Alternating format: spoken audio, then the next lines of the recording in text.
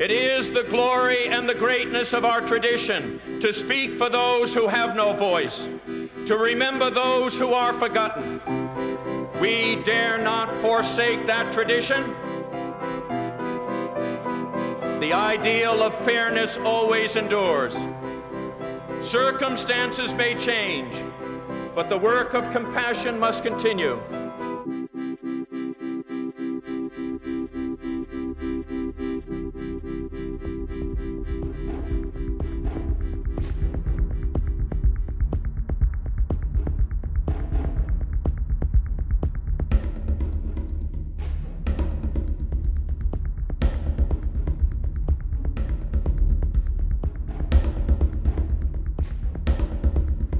A few years back, Robert Kennedy wrote some words, and I quote, "There is discrimination in this world, and slavery and slaughter and starvation.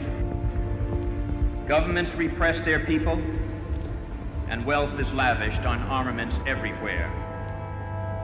These reflect the imperfection of human justice, the inadequacy of human compassion, our lack of sensibility towards the suffering of our fellows."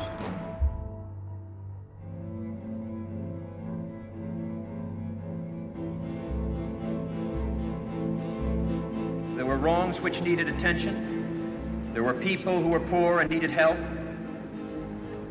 Through no virtues and accomplishments of our own, we have been fortunate enough to be born in the United States under the most comfortable conditions.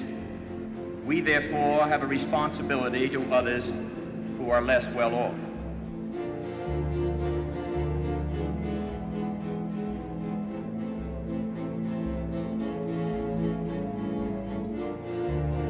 In America, we've had a long and proud tradition of providing refuge to people who have faced persecution and oppression in their lands, whose lives are at risk because they stood up for their beliefs.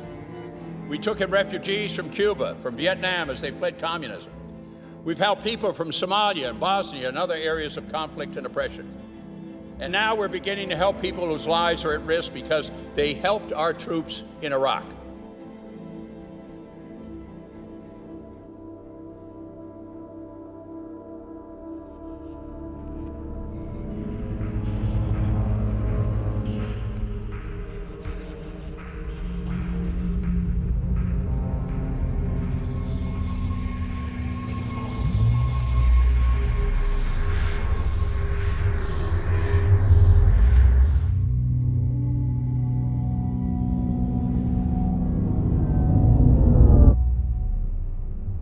Torture became a pervasive practice.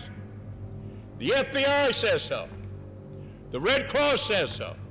The Defense Intelligence Agency says so. We didn't decide as a nation to stoop to the level of the terrorists. We send our men and women into battle to stop torture in other countries, not to participate in it themselves.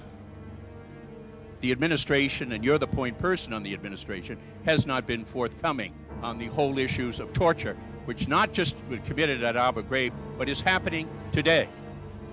For 2 years, you never repudiated it. That's the record. Of course, the president said we're not going to torture. We're bound by both domestic and international law. We're not going to engage in torture.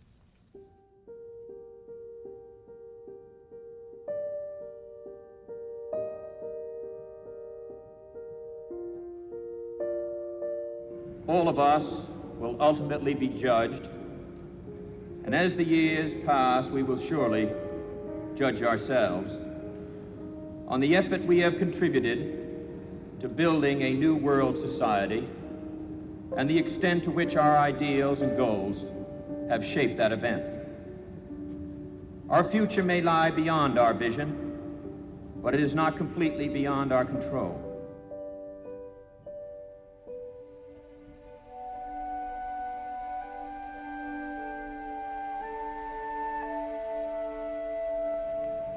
Some believe there is nothing one man or one woman can do against the enormous array of the world's ills.